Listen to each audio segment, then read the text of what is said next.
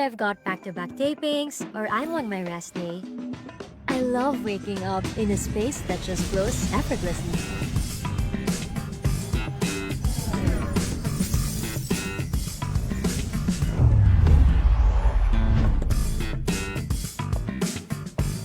Prepare a healthy breakfast? Check.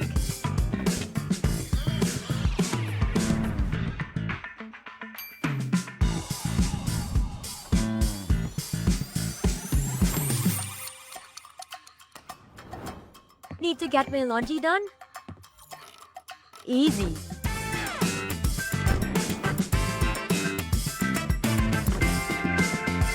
And on days when I need a little extra comfort, hey TCL, turn on the AC. Hey TCL, adjust temperature to 18 degrees. There's beauty in looking beyond the big picture perfect moments.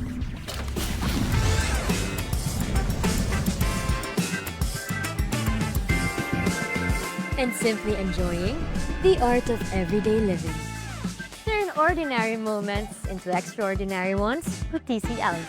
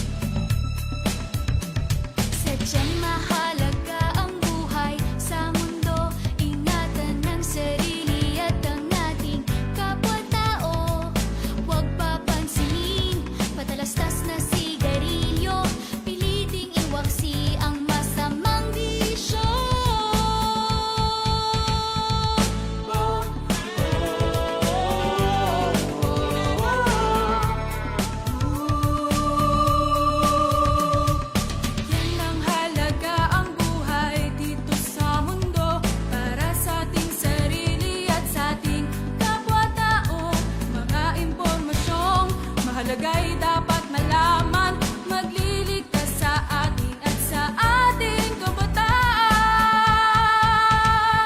Smoke free ang hangin at paligid na malinis. Smoke free sa awit na ito'y pinababatid. Smoke free, tinig natin sa hangin na maghahatid, upang ang buhay natin ay di agad na mapatid. Ang sigarilyo maraming sangkap na kemikal, may lasong amoy masama sa kalusugan.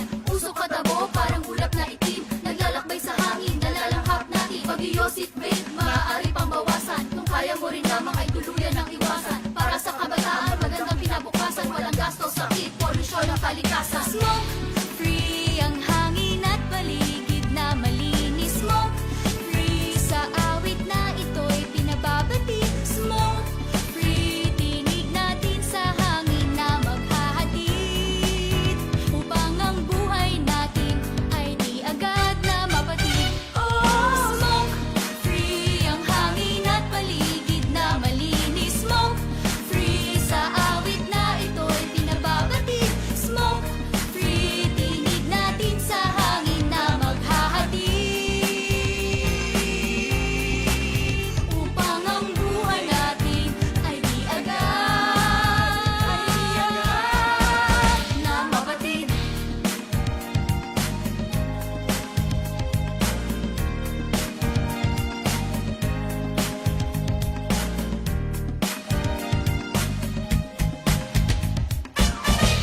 Smoke free.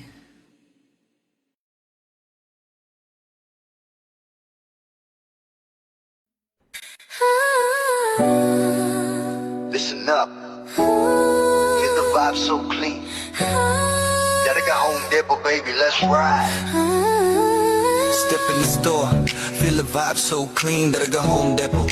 Where the real ones win, that I go home depot. Where the real ones win, that I go home depot. Where the real ones win. Step in the store, feel the vibe so clean that I go home depot. Where the real ones win. Sa plan na mabali, papunta tama. Alaw pag-wine na nag-alala mo, tama mo ba? Restaurant on deck, BB audio sa tunog. Home of great time bro, saglit lang to tuloy-tuloy. Presyo na matino, hindi mataas, hindi mabigat. Kesyo and stole, amin choice mo, walang sagabal. TV ref speaker, lahat nandito sa spot. Quality sa masa pero swag sa bawat gamit mo, brat. Yeah, that's right. Let's go. Discount every day, kaya chill ka lang. Sa Daraga Home Depot, sure ka, walang sablay. Kaya save more, live. Sa Daraga Home Depot, panalo bawat bili. May freebies pang kasama, o diba ang dali? Astro na DB audio, tunog at gamit solid. Para sa iyong tahanan. Para sa iyong tahanan, we keep it real and quality. Yung pakinggan mo, kung hanap mo ay tibay, dito ka na tumapat. Service on point, hatid namin laging tapat. Hindi kailangan fancy, basta tama at swak. Sa humakinang at fresh kami ang magpapasigla. Kaya bitbit mo pamilya, ibigan buong tropa. Daraga Home Depot, dito ka talagang uwi na masaya. Astro DB audio, Daraga Home Depot, yo, that's the flow. Sa Daraga Home Depot, panalo bawat bili.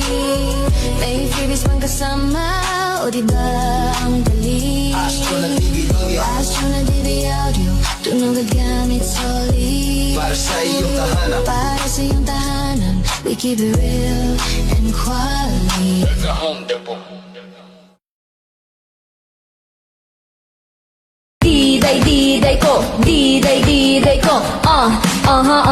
diday ko, diday ko, diday ko, sa albay, sa tuyang, bistuho na siya, sarong babaeng matinabang, madangog sa mga inagrangay man, si diday ko ang sagot dyan, Bibig ko sa mataong serbisyo sa edukasyon at turismo. Maging sa salud, seniors, women's at youth. Abang mahal ko yung si Diday ko. Diday ko, diday ko,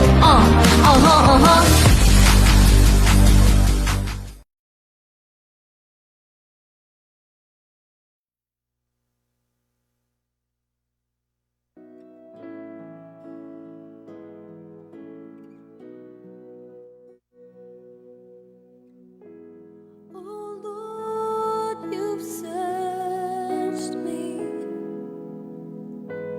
You know my way. Even when I fail you, I know you love me. Your holy presence surrounding me in every season. I know you love me. I know you love me. At the cross I bow my knee, where your blood was shed for me. There's no greater love than this. Isang mapagpalang umaga You have sa inyo lahat, overcome the grave. mga kaibigan. Okay, baliktad pala. Yung music, yung inup ko yung microphone. Sorry. Isang mapagpalang umaga po sa lahat ng mga nakatutok today. Dito pa rin po sa himpilan ng Alejandro Broadcasting Network, in short, EBN-ITV. Ngayong umaga, araw ng Biyernes, nakasalang na po tayo ngayon dito sa ating palatuntunan. At ang ating po, ang oras pong ito, ang araw na ito, ay totoo natin ang ating pong paksa. Dito naman tayo sa salita ng buhay.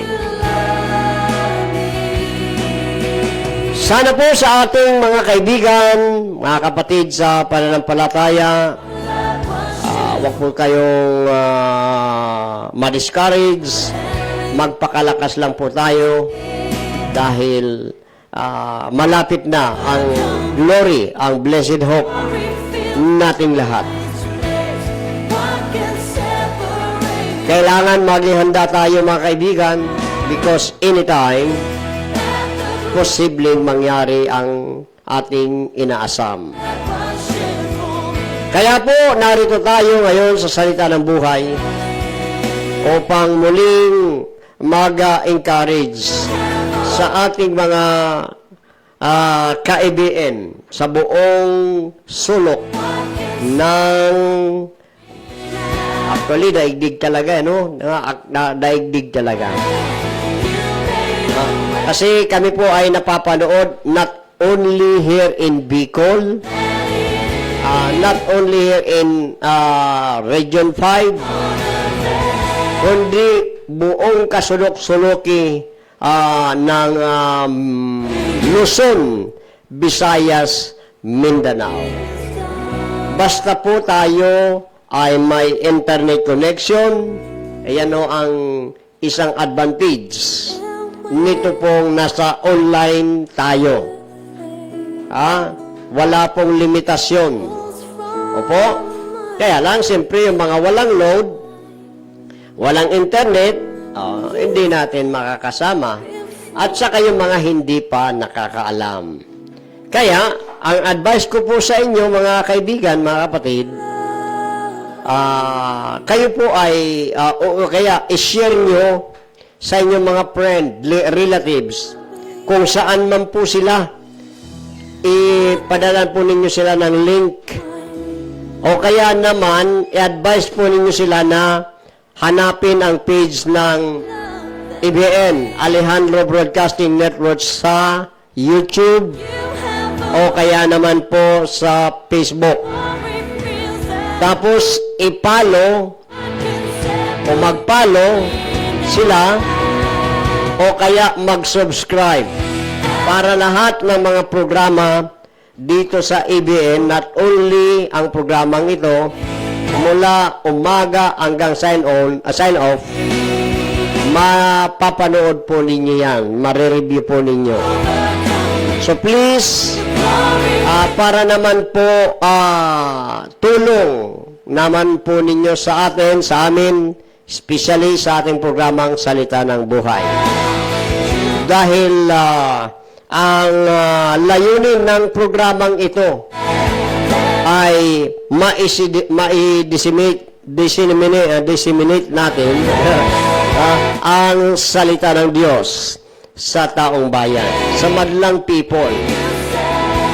Lahat ay makarinig ng kanyang salita. Hindi natin makakaya yan basta-basta tayo nag-iisa lang o mayroon tayong mga simbahan. Walang problema po dyan. Kaya lang, alam nyo po, ayon sa survey, 120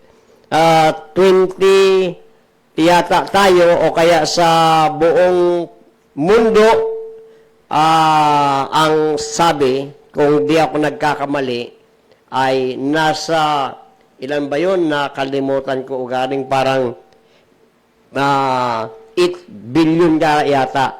80. O something. Kalimutan ko yung data niyan. Ang populasyon sa buong mundo. Opo? Ngayon, dito na lang sa Pilipinas, mayroon tayong 120 million people. Okay? At sa 120 million people na yan, mga kaibigan, wala pa tayo sa tinatawag na 50% o lampas ng 50% na ang tao'y nakarinig ng salita ng Diyos. maniwala kayo sa hindi, ang mga tao ngayon sa iba't ibang dako hindi naaabutan ng gospel. Po? Kaya, tayo po ay magtulong-tulong. Hawak kamay tayo. Kayo po, mga kapananampalataya ko, kapwa nating pinangangaral ang tunay na ebanghelyo sa Biblia, ang kaligtasan na sinasabi ng Bible na kailangan matanggap ng tao bago sila mamatay. Opo? Dahil ang kaligtasan ito ay makakamta ng tao hindi kapag patay na sila. Ito po ay ini-offer ni God, ni Lord, sa tao habang buhay sila. Opo? Kaya maliwanag na sinasabi ng Bible, go ye and preach the gospel, make disciple. Okay?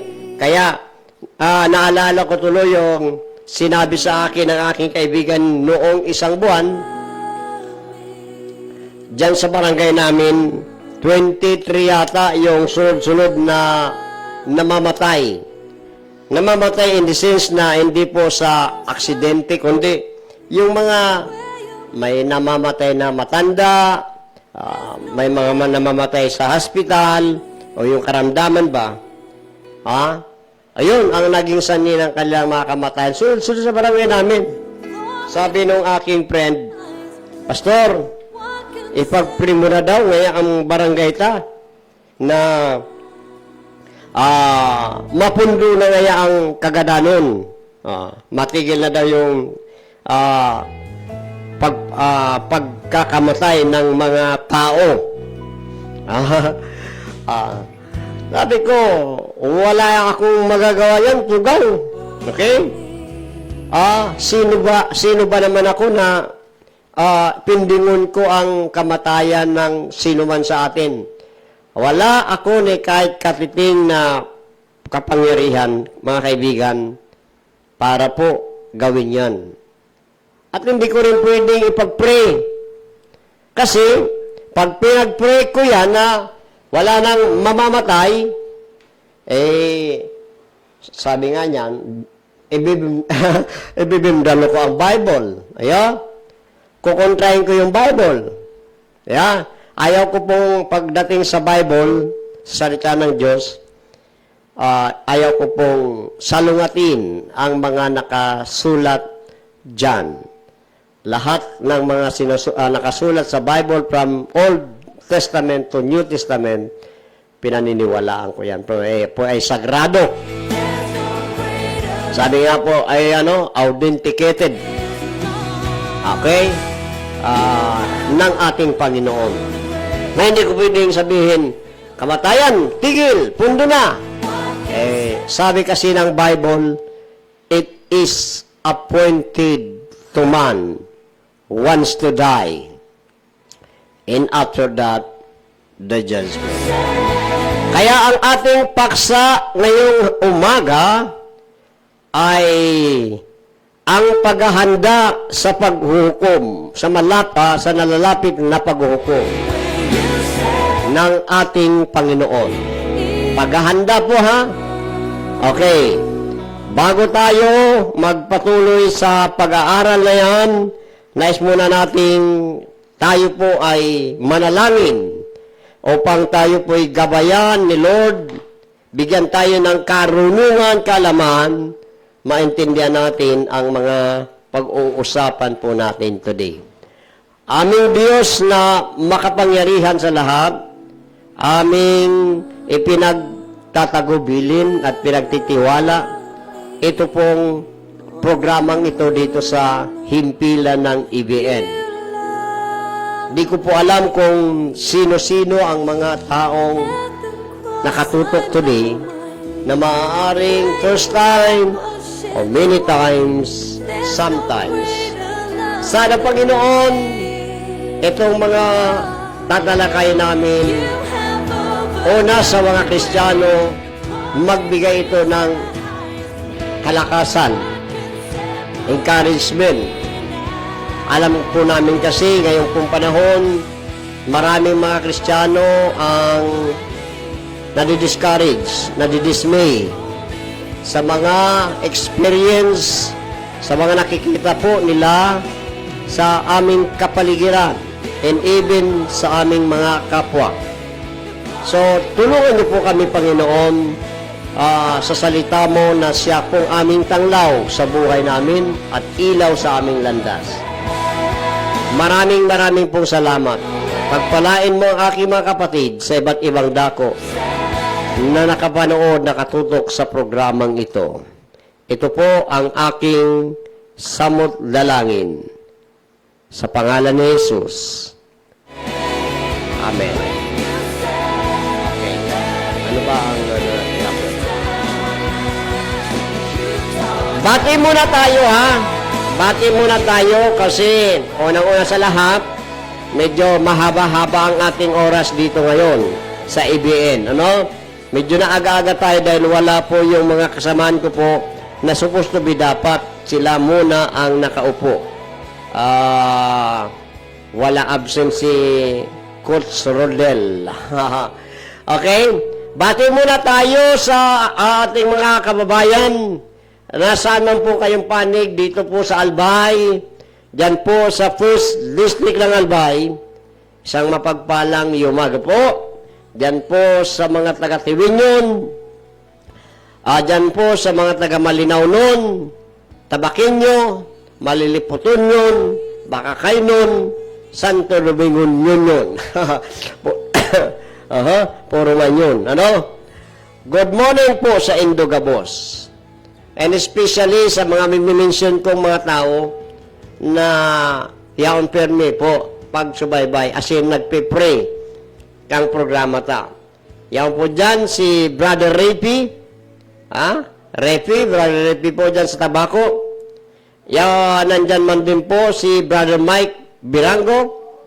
Nandyan po si Brother Paing Tanyelra. Nandyan po yan. At sa Tabaco, yan sinasabi ko. Siyempre, yan po sa opisina ni July Asada. Yan po sa Albay Provincial Barangay Affair. Yan po yan sa Siga Building. Okay?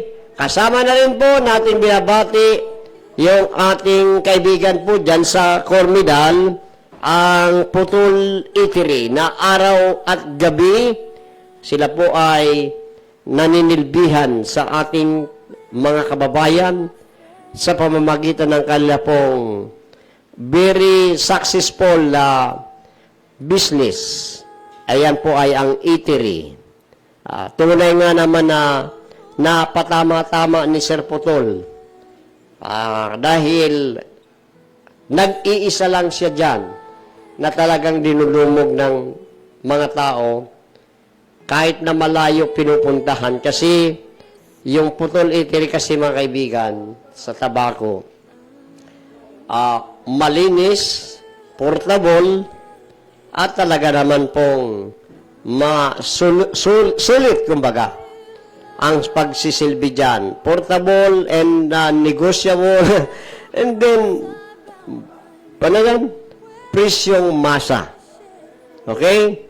Yung kanin dyan na isang order ninyo, kung i-compare ninyo sa ibang mga restaurant, dito nga sa Legazpi, nagtaka ako ng minsan kasi nung gutom na gutom po ako, dumating ako dito magtatanghali, ay kailangan ko talaga, bago ako mag-program, kumain. Wala akong ibang na ayaw ko naman doon kasi medyo malayo. Nakakita ako ng turo-turo yung sa gilid-gilid baga mga nagtitinda ng kainan, kanin, gulay.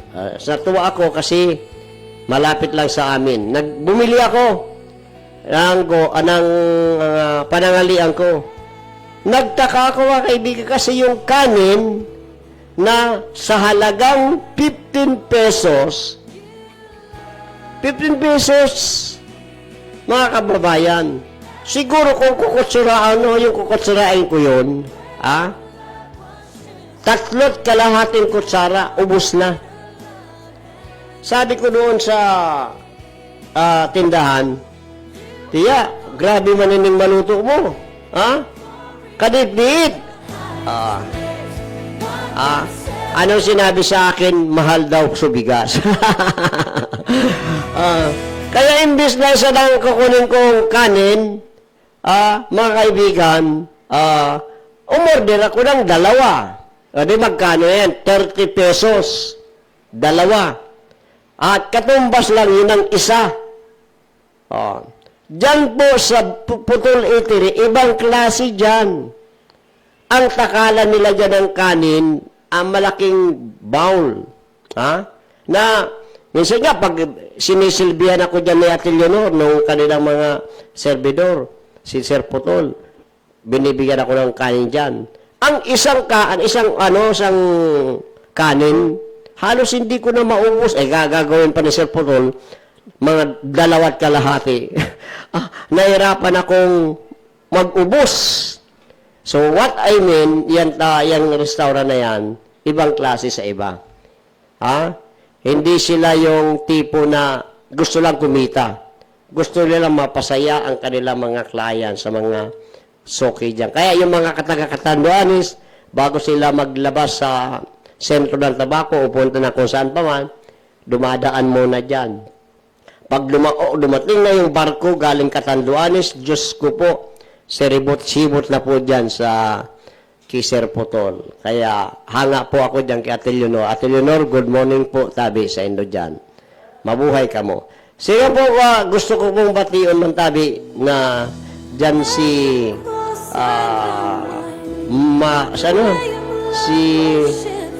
City Councilor Renier, si board member Carol Siga, at si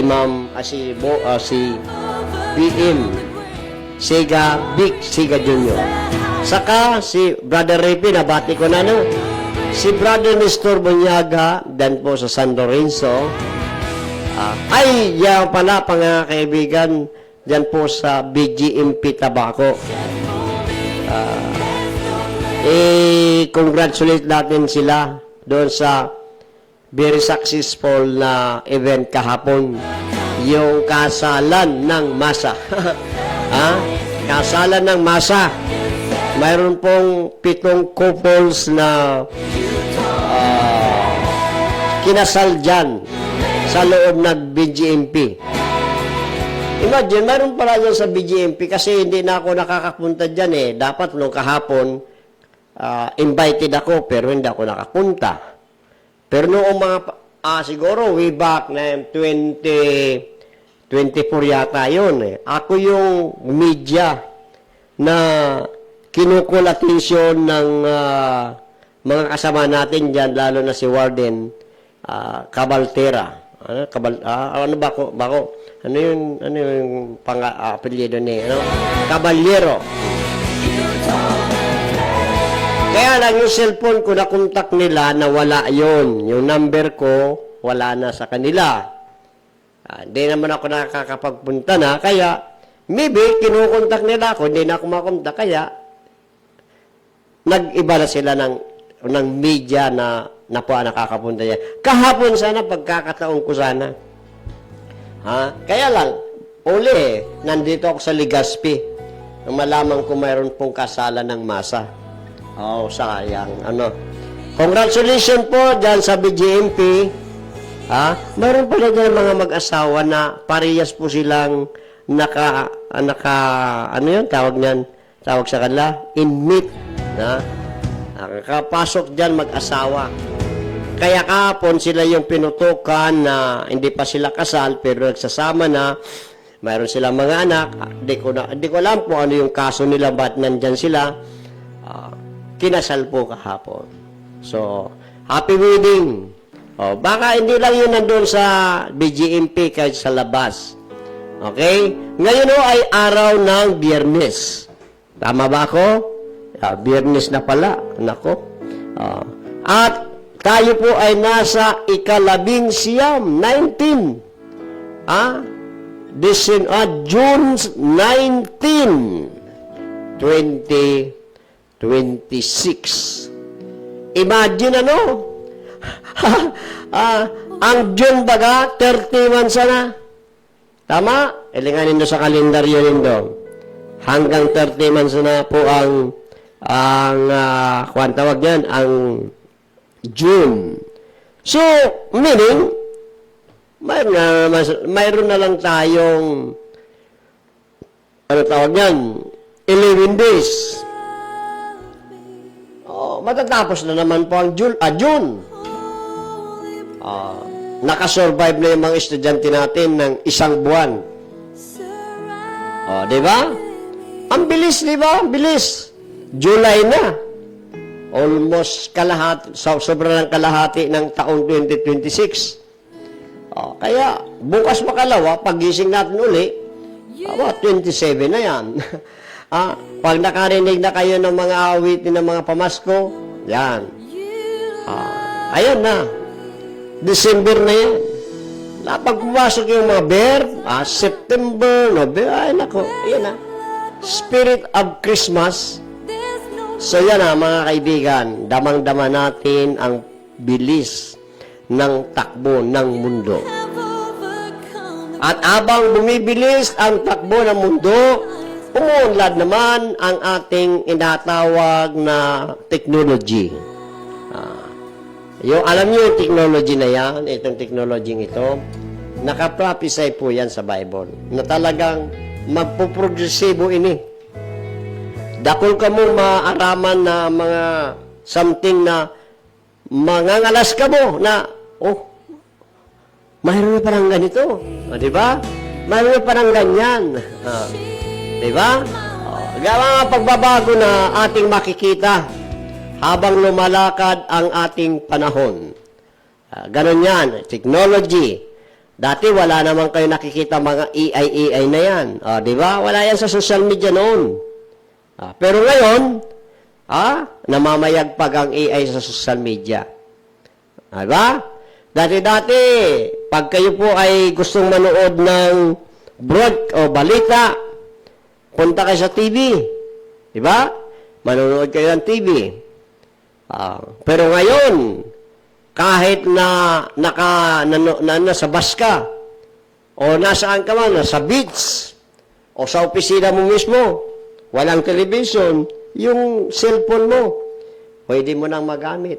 At ang komunikasyon ngayon ay napakadali. Seconds to play. Kahit na yung nandun sa, actually, batiyon ko pala yung ninong ko na nandyan po sa Los Angeles, California.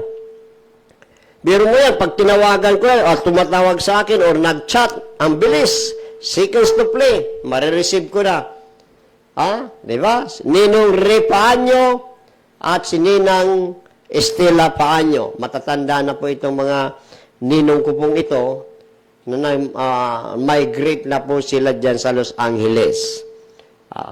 Mga pastor po ito. Mga Vaticanong pastor talaga. Tumanda sa tamang doktrina.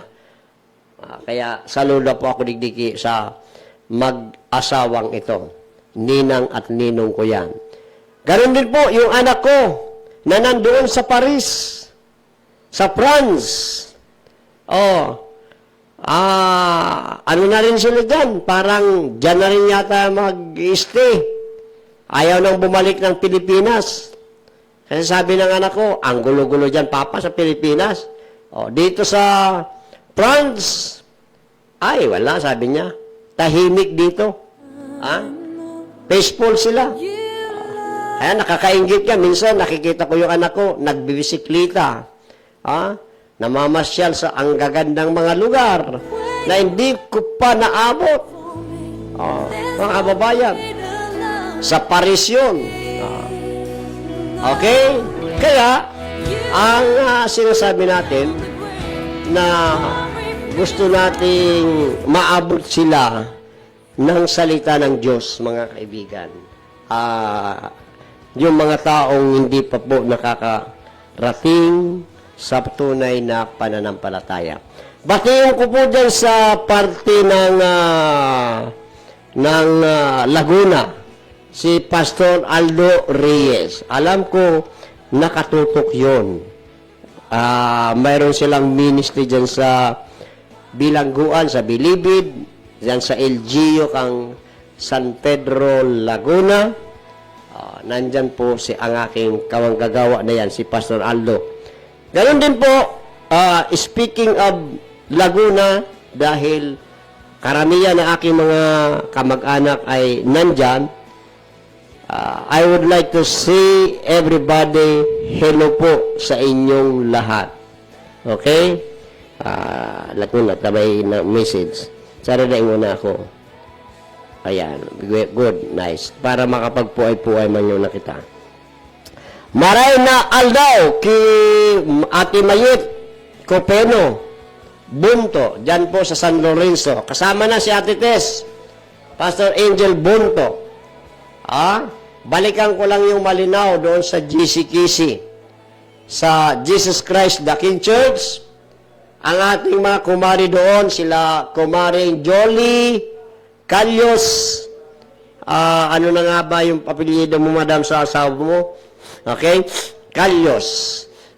Saka Sister Minya, sila Sister Lydia, Sister Ann, at marami pa iba. Kasama na ang aking barangay kapitan, si barangay kapitan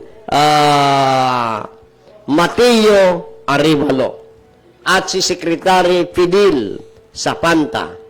Good morning sa mga taga-Tuliw, Malinaw, Albay, sa mga guardians, sa mga kabalikat, sa mga Muslim na kaibigan natin dyan sa Tabaco City. Kahit sila po ay Muslim, Islam, ako naman po ay Christian, pero kami po ay friend. Magkaibigan kami, mga kababayan. Ano? Kaya, no problem. Ayan, ayan. Sige. Okay, tama? Happy birthday sa may mga birthday. June 19. Sino ba yung mga may birthday? Kahapon pala nakalimutan ko yung pamangkin ni Brother Ricky. Birthday pala kahapon. Pamangkin niya pala yun. Again, para ka doon sa pamangkin ni Brother Ricky, ano na ang pangalan noon? Yung pangalan ng pamangkin niya. Tika muna. Tingnan ko yung suki. Sana yung bro. Yung name noong yung pamangkin na pinost. Wala. Ito na. Badali na. Saan yun? Wala. Ang haba na kasi. Basta birthday. Okay? Diyan po kay Brother Bon sa Cabuyao, Laguna. Sa buong family ni Brother Bon, gandang yumaga. Diyan sa Erica City, Pastor Jerry, Kayom, Pastor Jigo. Diyan po sa Balatan kay Mayor Kambalatan. Kimam Pastora Sister Kamasis. Evelyn Kamasis. Good morning po, madam. Good morning, man tabi. Kimalin Discoso.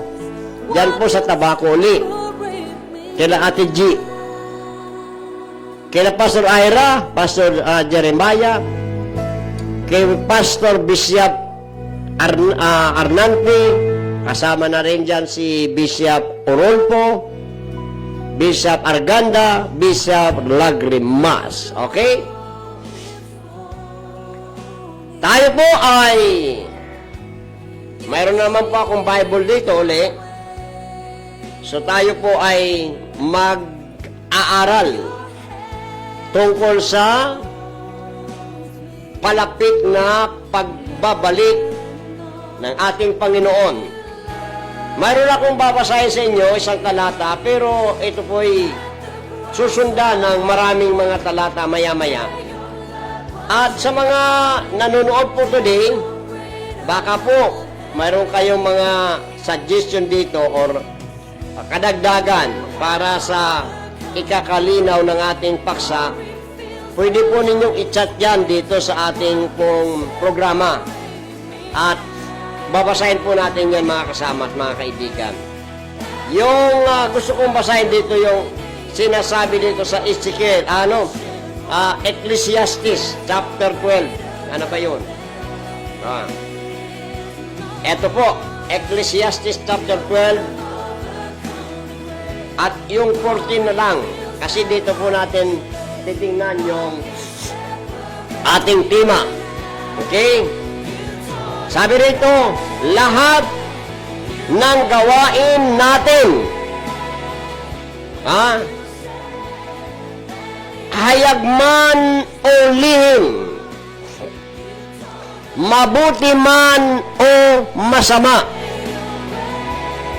ipagsusulit natin sa Diyos.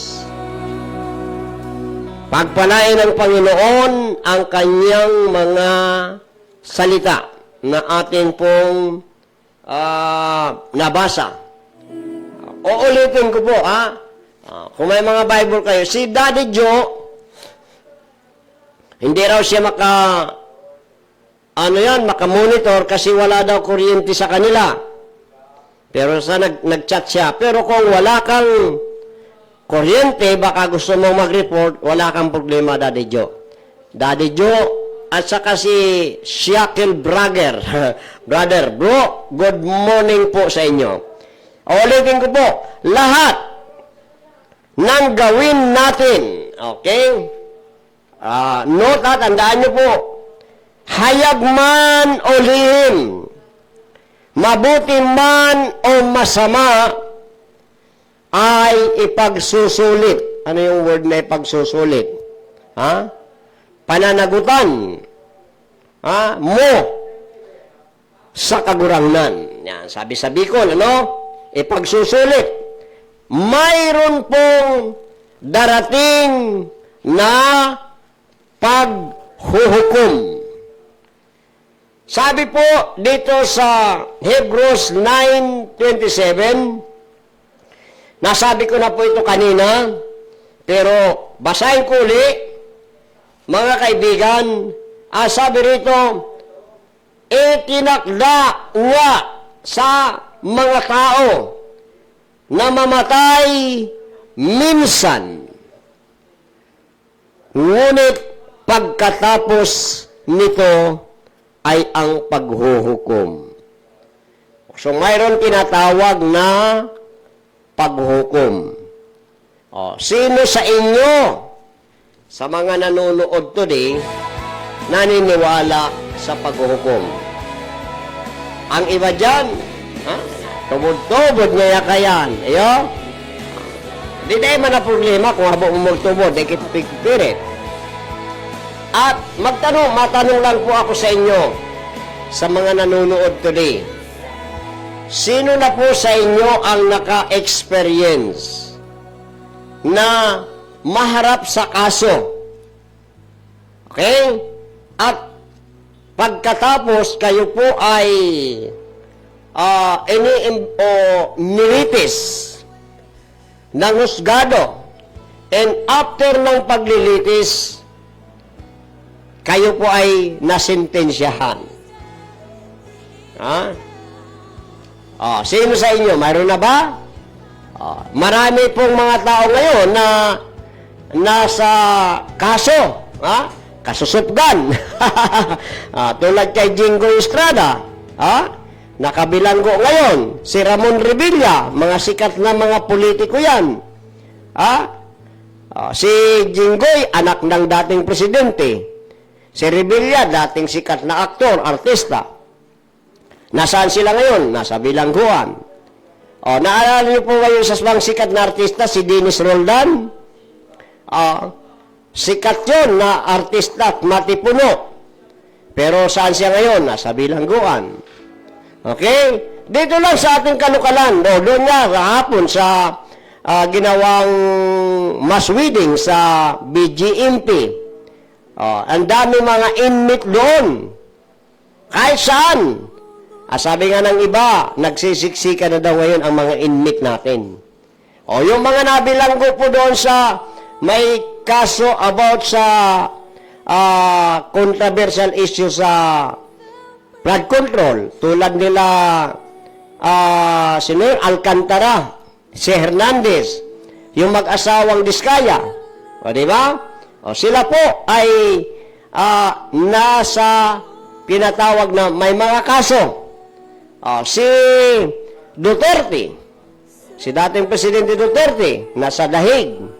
Si Bato, mayroon pong tinatawag na nakaambang na warrant of arrest. Sabi nga po niyan, si Marcolita, mayroon na rin. Ang naligtas lang sa kaso ay ang dalawang, sabi po ng maraming kaibigan ko, ang dalawang naghudas. Dalawang naghudas. Okay? Sino kaya yan, Master Pauling Hudas na sinasabi mo? Sila po binansagan Hudas ngayon ng madlang people. Kasi pagkasabing Hudas, traidor. Nag-traidor.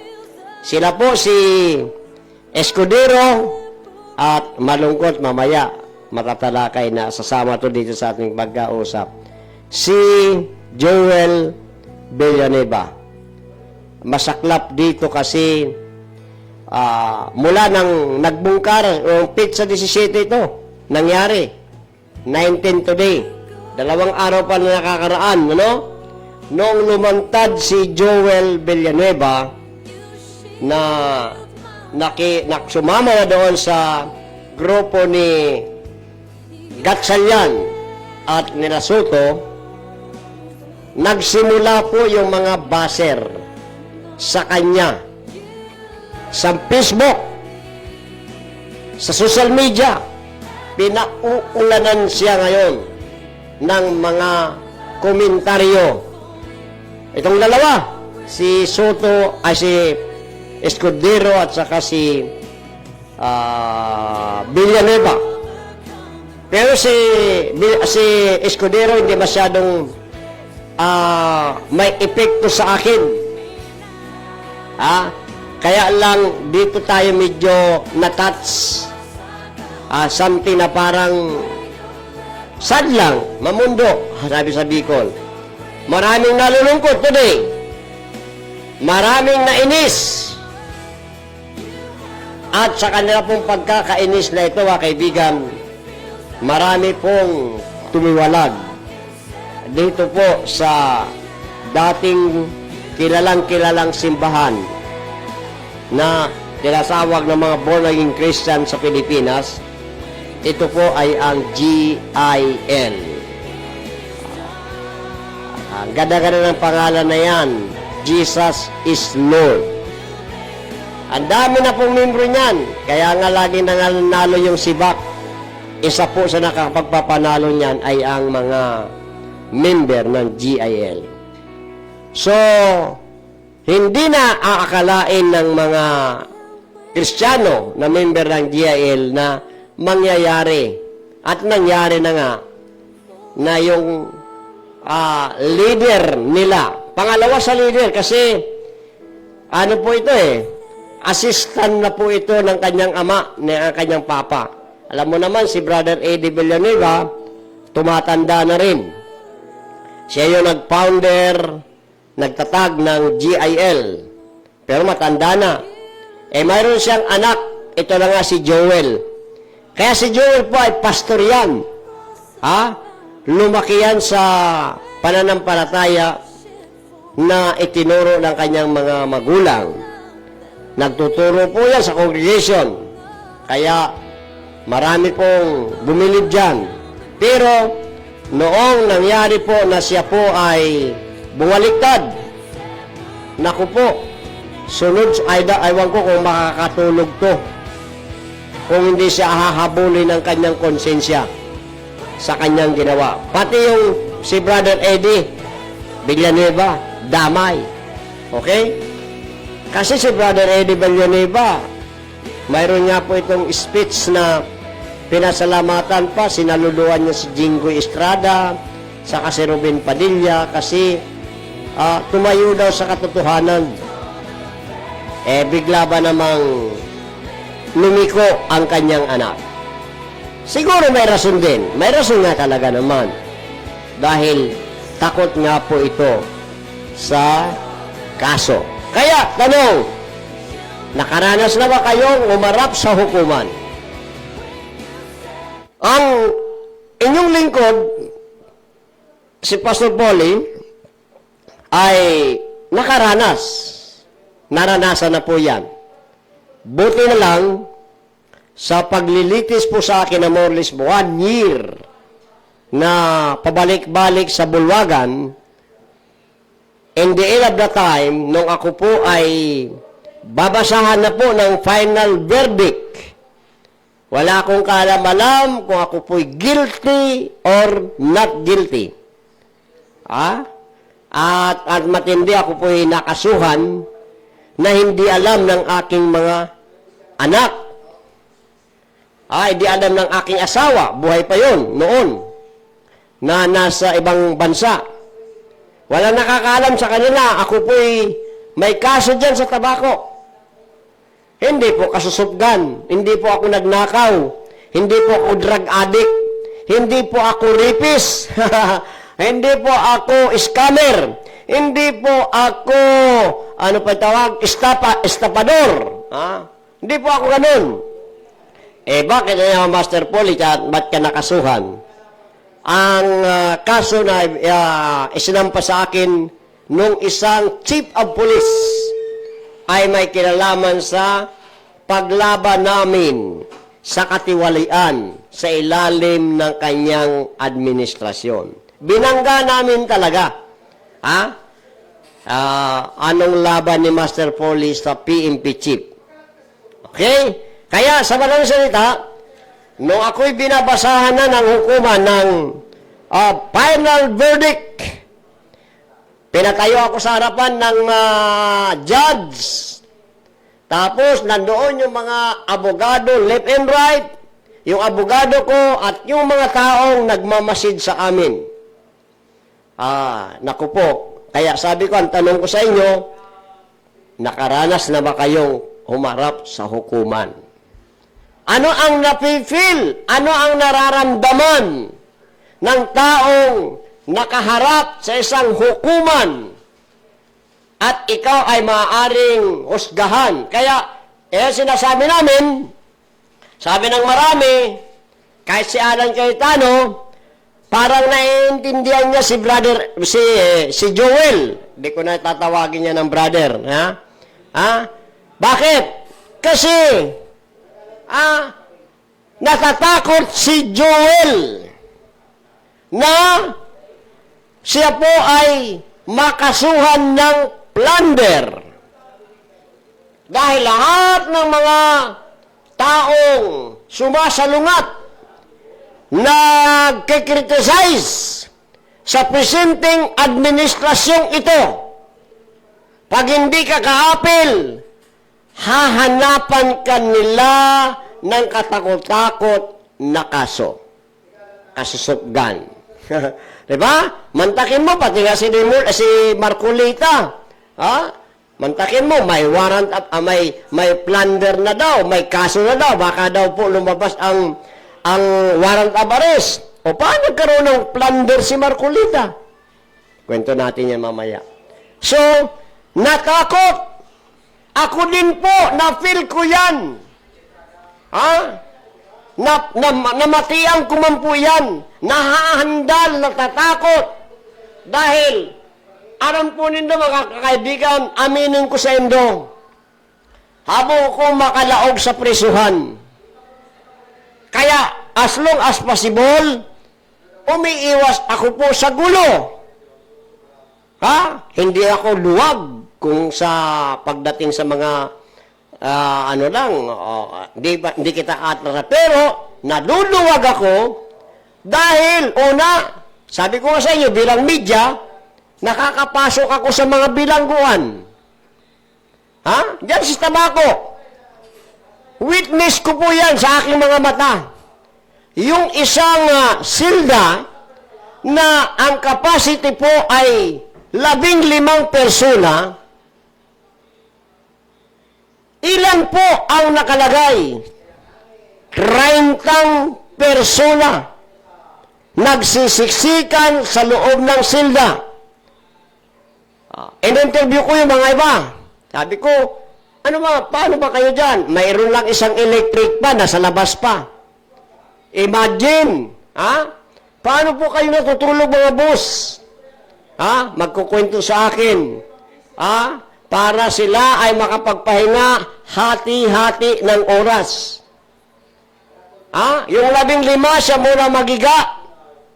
Sa ilalim ng country, mayroon din pong country na may folding bed o may double bed. Yung iba sa sahig, kahiga. Samantala, yung 15, nakatayo.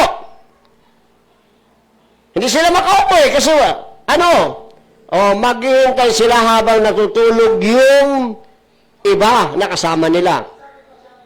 Pagkatapos dyan, siguro condition, baka 4 na oras, gigising yung mga yon, sila naman ang tatayo. Kaya sabi ko, Diyos ko po, ganito pala kahirap sa bilangguan sa piitan. Hindi ko kayang kagatin ang lamok. Hindi ko kaya ang init sa loob ng bilangguan. Kaya ayaw ko, takot po talaga ako na mapasok sa bilangguan. Kaya siguro ganun din si Joel, dahil hindi niya po naranasan yan. Ang sarap-sarap ng buhay niya na air condition ang bahay. Mga kaibigan. Kaya siguro takot talaga si Joel na kasi pag plunder, wala pong piyansa yan. Ibibilanggo ka talaga niyan habang nililitis ka. Si Rebilla, saka si Estrada, di ba? Ngayon, mga kaibigan, ako po'y sisintensyahan na ng hukuman. Ako po'y talagang grabe, so sabi sa Bicol ka, ang kaakditan. So inagos ko po, halos abot na digdi sa liog ko. Lalo na kang, aputin ako kang sekretary kang hukuman, ngaya, Mr. Ngaya Buenavente. Ano yung gusto mo? English, Tagalog, o Pilipino, o Bicol? Ang gusto sabihin ng sekretary, yung pagbabasa ng judgment po for me. Okay? Sabi ko, ma'am, Your Honor, Tagalog na lang po. Di Tinagalog. Alam mo yung ginawa, nakaharap ako, nakataya ako sa harapan ng hukuman. Habang binabasa yung sakdal sa akin, mula doon sa umpisa, binasa yon habang ako'y nakatayo. Pero ang pinaka-thrill doon, mga kaibigan, mga kapatid, ay yung pong huling linya doon sa sentensya na ginawa ng judge. Pagka narinig na ninyo yung salitang, now, therefore, now, therefore, kasi yung kaso ko, imagine, Leopoldo Buenavente versus people of the Philippines. Buot sabi yun, jabos na Pilipino, piyatao sa Pilipinas, kalaban ako. Yan ang kaso ko. Ayon, isa-isa. Pagdating doon sa huli, eto na, andalo na akong biyo. Kulang na sana akong magkuraho doon na maghibi. Pero kinusugan ko lang sumuot ko. Tawara sa mga aki ko. Wala sa agong ko. Sulo-sulo sana ako. Asin sa abogado kong nasa pau. Salamat sa imo po tabi, Atty. Condi. Budaso, pamilya po kontakto na nag-alalay po sa Kuya Kaan. Sabi doon sa salita, kaya ngayon, ayon sa paglilitis ng hukumang ito, ikaw, Leopoldo Agato Buenavente, ay, Diyos mio, perdon. Ano kaya ang kasunod noon? Binitin-bitin pa pati kang sekretary. Binitin-bitin pa. Ay! pagkasabi pong, ay, ayon sa magsisiyasat ng hukumang ito, ikaw ay napatunayan, Leopoldo Agato Buenavente, na walang sala. Praise the Lord. Alam niyo po, doon yung pagkakataon na talagang aminin ko sa inyo, sumigaw po talaga ako ng napakalakas sa loob ng korting. Praise the Lord! Hallelujah! Naranasan ko po yan, mga kaibigan. Ha? Pero dito sa Bible, mayroon pong isang paghukom ng bawat isa sa atin. Ikaw, ako, tayong lahat, anuman ang iyong kalagayan sa buhay, mahirap ka man o mayaman, may pinag-aralan man o wala, sinasabi po ng salita ng Diyos na ang lahat sa atin ay haharap sa hukuman ng Panginoon. Babasahin ko po sa inyo isang talata dito sa Bible. Sabi rito sa 27, binigyan niya ang anak ng kapangyarihan na humatol sapagkat siya ang anak ng tao. Huwag ninyo itong pagtakahan. Kumbaga, dahil kang magnalas kayo ni. Kung sa Bicol, sapagkat darating ang oras, maabot ang panahon, ang oras. Ano sabi rito? Na maririnig ng mga patay ang kanyang tinig at sila'y babangon lahat babangon, tapos lahat ng gumawa ng kabutihan ay babangon patungo sa buhay na walang hanggan, at lahat ng gumawa ng kasamaan ay babangon patungo sa kapahamakan. Eto po mga kaibigan, mga kapatid ang mga taong namatay na, tayo mga buhay pa. Sabi rito, pag namatay tayo, babangon tayo, bubuhayin tayo ng Panginoon uli para humarap sa hukuman. Ang sabi rito, lahat ng gumagawa ng mabuti ay babangon patungo sa buhay na walang hanggan. Bakit? Ito po ang sinasabi ng Panginoon. Para ka makaligtas sa tinatawag na paghuhukom, para ikaw ay maabsolto.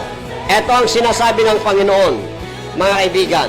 Sabi sa Romans chapter 5, chapter 8 yun, chapter 8 pala yun, chapter 8. Mga kaibigan, sabi rito, ito, kaya nga, wala nang kahatulan, parusa sa mga taong nakipag-isa na kay Kristo Jesus. Para pala ang tao ay mapawalang sala, kailangan niyang makiisa sa ating Panginoon. Now, ang sabi po doon sa binasa na kanina sa Ecclesiastes, lahat ng ginawa nating mabuti o masama, ito po ay ipagsusulit natin sa Panginoon. Mayroon pong aklat na nakarecord doon ang lahat mong mga ginawa o lahat nating mga ginawa. Ang tawag po noon sa English ay book of book. Iba man po ang book of life. At yun po ay bubuksan. Sapagkat sabi dito sa Mateo, Kapitulo 7, ganito ang ating mababasa. May mga taong magrereklamo. Sasabihin sa Panginoon, ganito ang sinasabi. Basa. Sabi po rito, sa araw ng paghukom, marami ang magsasabi sa akin, Panginoon, hindi po ba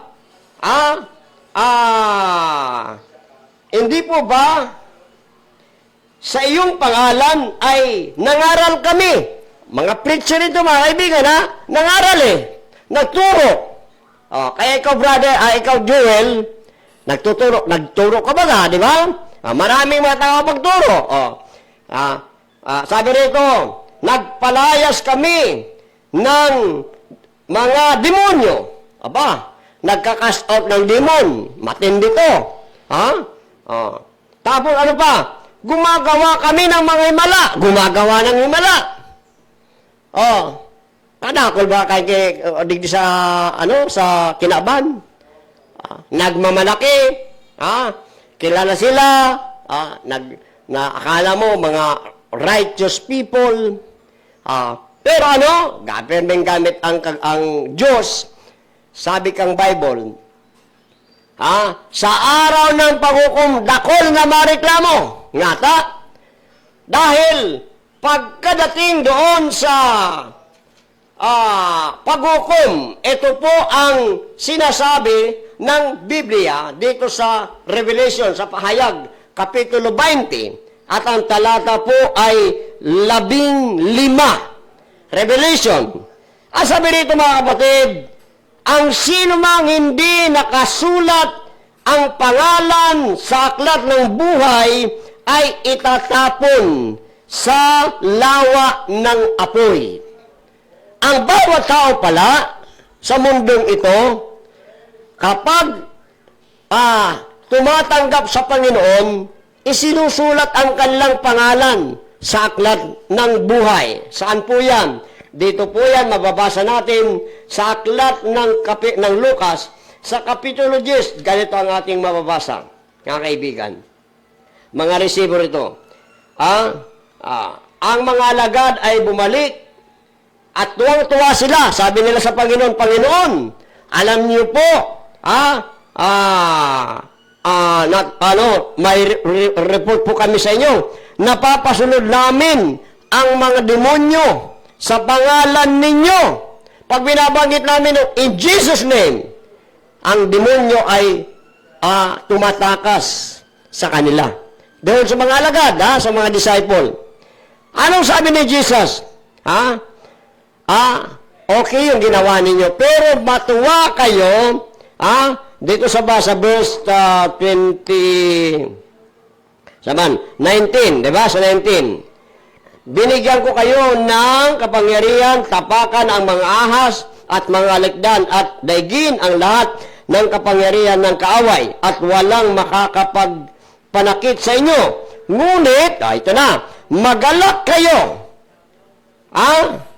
Sa inyo, magalak kayo, hindi dahil sa napapasunod ninyo ang mga masasamang espiritu, kundi dahil ang inyong pangalan ay nakatala sa aklat ng buhay. Diba? Ang taong tumatanggap kay Jesucristo, kinikilala si Jesus bilang Panginoon at tagapagligtas, binibigyan sila ng Panginoon ng kaligtasan o yung tinatawag na eternal life, buhay na walang hanggan. Assurance. Ang assurance ito ay nagpapatunay na ang pangalan mo ay isinusulat sa aklat ng buhay. Pagdating ng araw, ang aklat na ito'y bubuksan. Magro-roll call. Parang sa Senado. Sasabihin ng Senate President, Mr. Secretary, please roll call the attendance. Magro-roll call so Secretary. Senador ngaya araw ka ni. Di ba? Sa school, ganun din. Di ba? Bago mag-umpisa yung maestra, magro-roll call o present ma'am, present. Magro-roll call doon. Kapag walang pangalan mo doon sa aklat ng buhay, doon na yung mangyayari na magrereklamo ka, magkukomplain ka. Panginoon, tika muna. Unfair. Bakit naman ganun? Di ba kami ay gumagawa naman ng mabuti? Pero ano sagot ni Lord dito sa 26 at 23? Ngunit, sabi ng Panginoon, hindi ko kayo kilala. Lumayo kayo sa akin. Kayong lahat na gumagawa ng kasamaan. Imagine itong mga taong ito, gumagawa na ng mabuti, nagpapalayas ng demonyo, naghihimala. Pero anong sabi ng Panginoon? Hindi ko kayo kilala.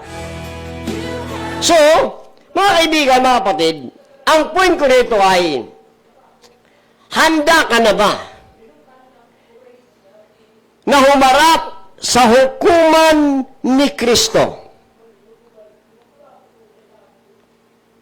Sabi ng Bible, ipagsusulit mo lahat ng ginawa mo, lihim man o ito'y hayag. Kaya, tama yung sinasabi ng Bible na walang lihim na hindi malalantad. Lahat ng nakatatago ay mabubunyag. Kaya, etong ginagawa ngayon sa Senado, etong ginagawa ngayon dapat gawin ngayon ng ating gobyerno ay alamin ang tunay na pangyayari dito sa tinatawag na controversial issue about sa sino talaga ang tunay na mastermind. Sino talaga ang mga taong nakinabang ng pera ng bayan? Dapat alamin to. Imbestigahan to dahil ang sabi rito, walang lihim na hindi mabubunyag. Kaya, kahit na anong tago-tago mo, erog ko, kaibigan, darating ang araw na ang mga tinatago-tago mo yan, ibubunyag yan ng Panginoon. Kaya kita mo, marami mga nagsasabi, kanya-kanyang mga opinion, kanya-kanyang haka-haka. Sabi ng iba dyan, ay hindi, kasinungalingan niya yung 18 Marines kayang ito, mano mo iwala ka ngayon naman? Puro baga ngayon ito mga aligasyon. Lalo na yung mga pinagbintangan, yung mga taong pinangalanan. Sila Lacson, sila Erwin, yung magkapatid, at mga congressman, pinangalanan na nag-receive ng mga mali-malitang pera. Yung tawag sa kanila dyan ay basura. Mga kaibigan. Ngayon, ang sabi, walang lihim na hindi mabubunyag. Ang ginagawa ng gobyerno ito ay pagtakpan ang mga lihim at mga natatago.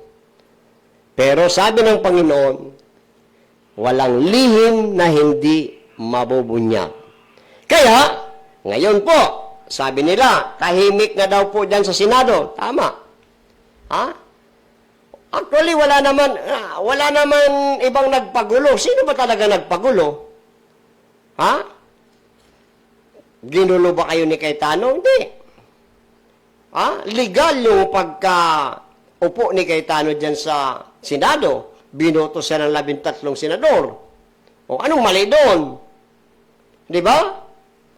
Si Ligarda, binoto din. Anong mali doon? Ang mali ay yung ipagpipilitan nyo sa inyong mga sarili na yung mali itatama. At tapos pagbibintangan nyo na nanggugulo si Cayetano, ayaw mag-yield. Ba't nga mag-yield? Ba't may isusuko ang katotohanan sa mali?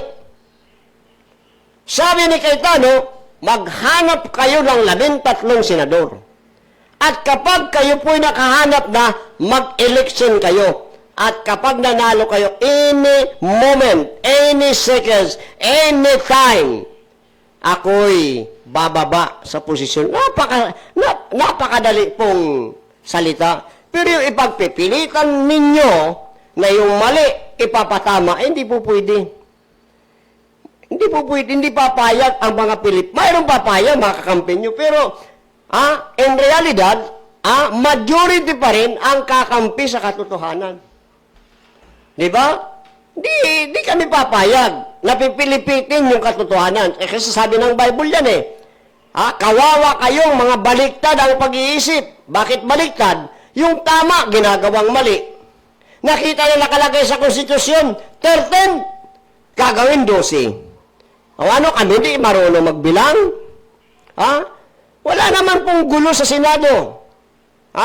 Ayaw naman yung tana, mamimili. Bahala ka mo kung sisayang sa indong speaker dyan o kaya president dyan sa Senado. Pakilabot mi dyan.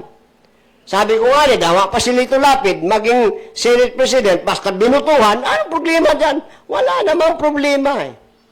Ang gumulo, yung iba. Ginugulo. Dahil nga, may pinagtatakpan. Dahil nga, may ayaw na mabulgar. Di ba? Pero ang katotohanan ay hindi mapipigilan. Parang si Pilato yan. Si Pilato alam ang katotohanan na si Kristo ay walang kasalanan. Kaya nga lang si Pilato ay nadala o natakot sa mga busis ng tao. Yung asawa nga niya, advice sa kanya, huwag mo anyang osgahan yung taong yan dahil walang kasalanan yan. Si Jesus tinutukoy. Si Pilato, how many times siyang inapod si Kristo? Tapos pa para hapon, ikaw ba talaga ngaya ang Mesiyas? Ano ngayon ka to? Kaya lang si Pilato po ang tipo kan mga tao niyan na itong tao na naghuhugas kamay. Kunyari, wala siyang kasalanan pero embuelto siya duman. Takot siya, bakit? Nung sumigaw ang mga tao na, pag hindi mo anya pinarusahan ang Kristong ito o si Jesus, isusumbong namin ikaw kay Cesar. Siyempre, ang inisip na kaito ni Pilato, suposisyon niya, gobernador siya eh. Poderoso siya, mga kababayan, kan panahon na yan. Ihuman yan ang nangyari kay Joel Villanueva. Ihuman yan, so, kung igwapang maghuhudas dyan, ang mangyayari. Natakot. Takakasuhan. Sinuhulan. Ang makulog digdi mga kababayan, mga kaibigan, nanonood yung aking kaibigan kapatid dyan sa Kabuyaw. Alam ko, malungkot na malungkot yun. Bakit kamo? Dyan sila lumaki sa pananampalataya, lumago ang buong pamilya niya. Nagsisimba po dyan sa Jesus is Lord, Kabuyaw. Brother Bon, musta? At kapag ako'y napupunta sa kapatid ko dahil nandiyan sa Kabuyaw, wala akong ibang pinupuntahan simbahan. Jesus is Lord sa Kabuyaw. Laganap yan. Dito sa Bicol, ang dami rito mga GIL na mga simbahan.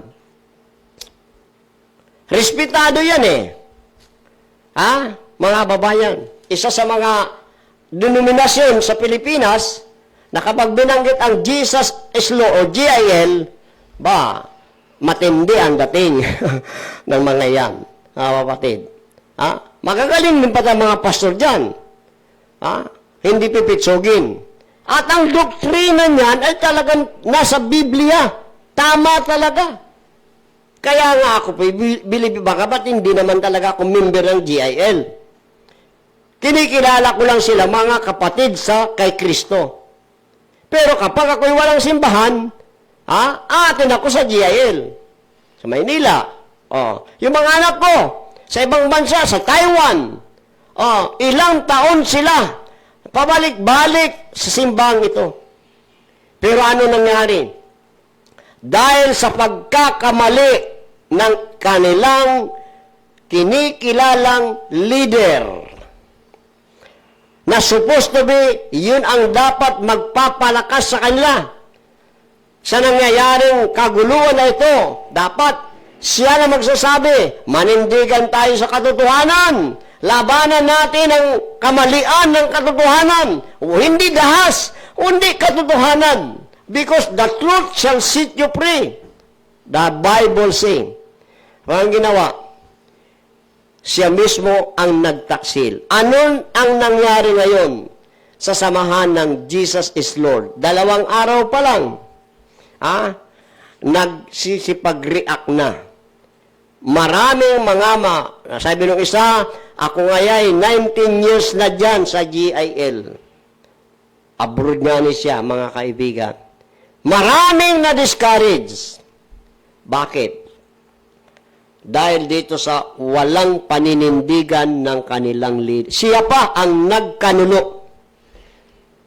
Pero ako, advice ko sa mga Christian na nandyan sa GIL, mag-pray kayo kay Lord.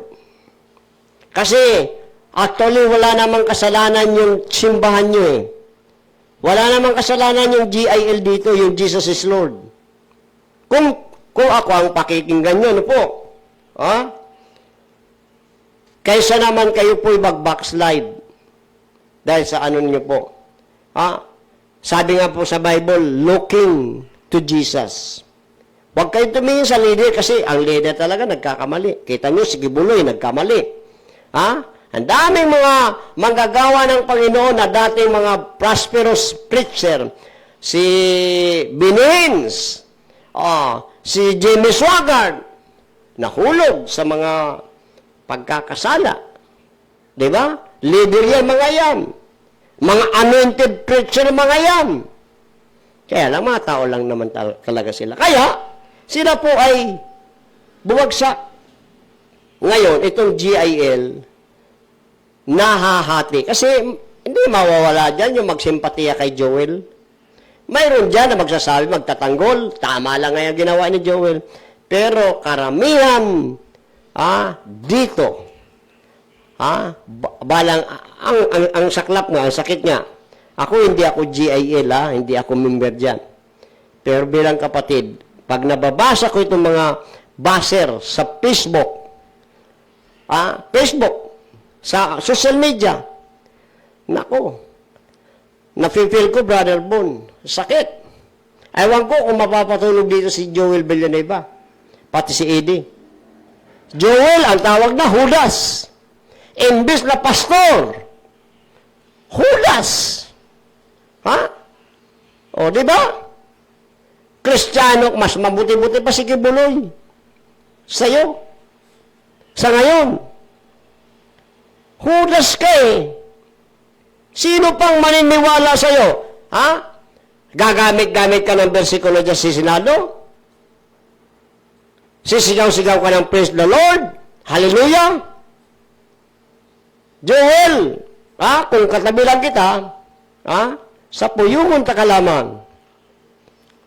Ayo? Wala kang kwenta, wala kang paninindigan.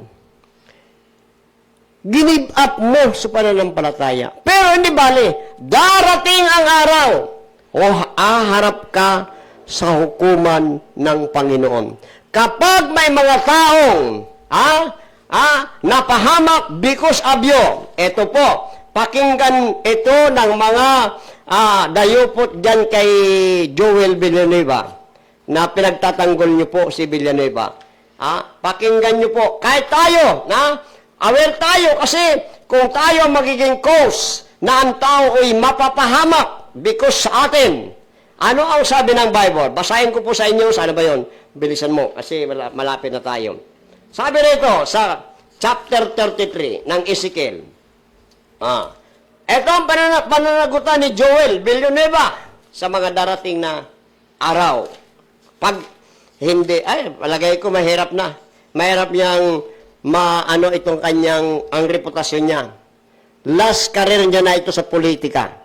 Sabi nito, sinabi ni Lord, sinabi ni Yahweh, Ezekiel, anak ng tao, ito ang sabihin mo sa iyong mga kababayan. Kapag ipinasalakay ko ang isang bayan, sila ay kailangan pumili ng isang bantay. Kapag natanawan ng bantay ang mga sumasalakay sa kanya, hihihipan niya ang trompeta bilang babala sa mga tao. Sino man makarinig ng babala, ngunit nagwalang bahala at napatay ng mga kaaway, wala kang pananagutan, sabi ng Panginoon. Pero ito ang kasunod, ngunit, sabi dyan, namatay, wala kang pananagutan, ang bantay sa kanilang kamatayan. Pero dito sa verse 3, 5, kasalanan na nila kung namatay sila sapagkat hindi nila pinansin ang mga babala. Naligtasan na sila kung sila'y nakinig. Ngunit, eto na, Joel at mga Kristiyano, ngunit kung hindi ihinipan ng bantay ang trompeta pagkakita ng mga sasalakay at may napatay, meaning may napahamak sa kanyang kababayan, ito ay pananagutan mo. Uyog-uyogon mo yan, Joel. A.D. Villanueva. Itong taong mga may hina pang pananampalataya dyan sa church ng GIL.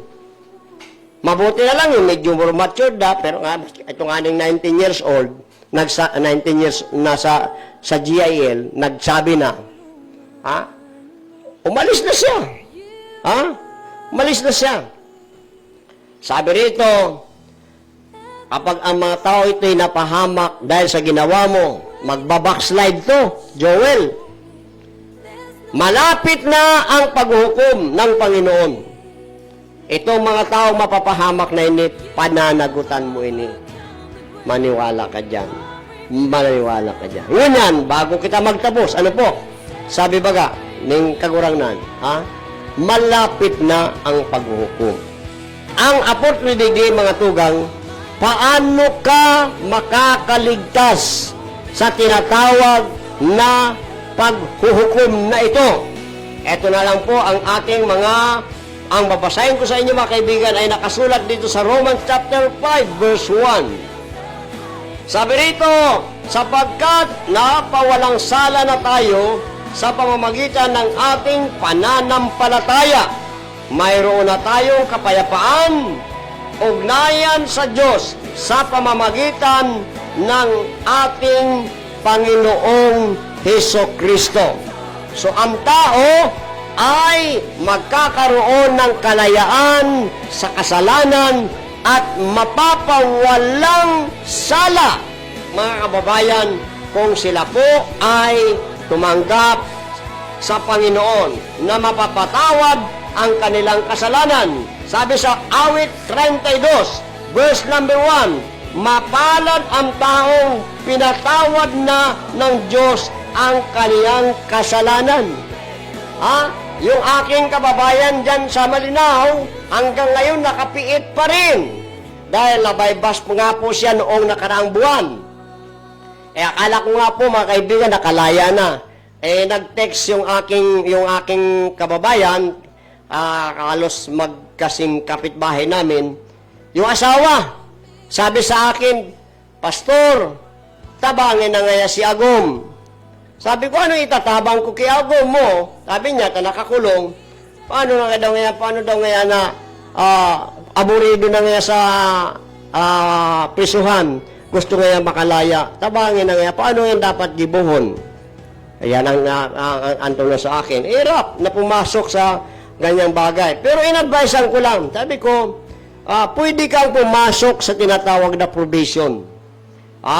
Provision na kung saan aaminin mo yung kasalanan mo, tapos papasok ka sa provision.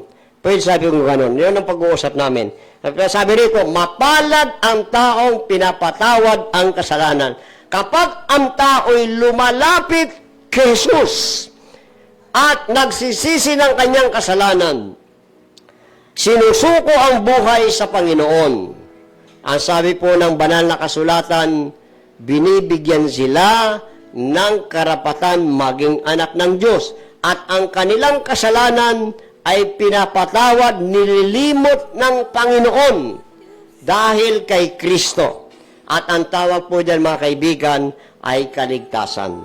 Ang kaligtasan na yan ay para sa preparasyon mo pagdating ng araw na kapag dumating yung sinasabing ang huling paghuhukom ng Panginoong Diyos, nahaharap ang lahat ng tao, binasa ko na po kanina sa inyo, at muli ko po sa huling pagkakataon, babasahin muli ang napakagandang pangako ng Panginoon.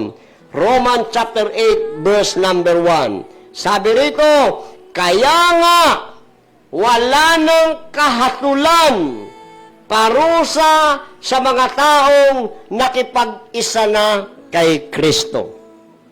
Meaning, kapag tinanggap mo si Kristo bilang tagapagligtas, ikaw po ay binayaran na ni Kristo. Kumbaga, binansahan ka na. Tabako man plunder sa imong kasalan. Piyansado. Pero sa piyansa sa imo o binayad sa iyo ng Panginoon, hindi pilak, hindi ginto, hindi silver, kundi ang binayad sa iyo ng Panginoon para mapatawad tayo sa ating mga kasalanan, ang sabi ng Bible ay ang kanyang buhay. Inalay niya ang kanyang buhay para ka po maligtas. Kaya depende na po yan sa iyo. Kaibigan, ngayong araw na ito, ang tanong, ang sabi ng Bible, ikaw ba'y handa na humarap sa hukuman ng Panginoon? Tandaan mo, hindi ka makakaligtas. Lahat tayo'y aharap sa hukuman ng ating Panginoon. At yung pong paghukom na yan, malapit na yan. Kita nyo mga kaibigan, bago magpaalam, yung Amerika at Iran at ang Israel ay nagpirmahan na today. Nagpirmahan na tapos na ang giyera. End na. Tapos na. Mapayapa na. Yan po. Sa mga susunod na araw, didiscuss pa po natin yung bagay na tungkol sa ano ang indication ng pagkakasundo ng Amerika at ng Iran na tigil putukan na, tigil giyera na. Mga kaibigan, wala tayong oras. Kaya ako po ay nagpapasalamat sa inyong lahat sa mga nanood sa ating programa. Pagpalain po kayo ng ating Panginoon. Sa mga Kristiyanong member ng GIL, ako, advice ko sa inyo mga kaibigan, mga kapatid, magpatuloy kayo sa Panginoon. Huwag niyo pong tingnan si Joel. Kung siya man nagudas, hindi sila magliligtas sa inyo kundi si Kristo.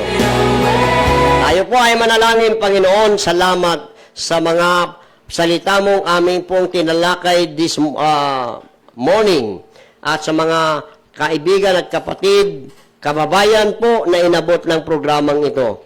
Bless niyo po ito mga Panginoon upang magkaroon ito ng rema at aplikasyon sa buhay ng bawat isa. Wala naman po kaming ibang inihiling na maging handa po ang bawat isa sa amin kung sakasakali na po kami po'y humarap na sa hukuman mo pagdating ng araw. Maraming po salamat sa oras na ibinigay niyo sa amin. Ang lahat ng papuri at pasasalamat ay aking ibinabalik. Ito po ang aking dalangin sa tamatamis na pangalan ni Jesus. Amen. Mga kaibigan, sa ngalan po ng management ng ABN-ITV, yan po si Sir J at si Ma'am Maricel Tor, at sa tinatawag nating Daraga Home Depot, at sa mga sponsor na nandito po, nandyan po si Governor at si Diday ko at marami pang iba. Kasama ko si Kuya Jonathan sa programa. Ako po si Pastor Polly, nagsasabing magandang tanghali po sa inyong lahat. Mabuhay! Bye-bye!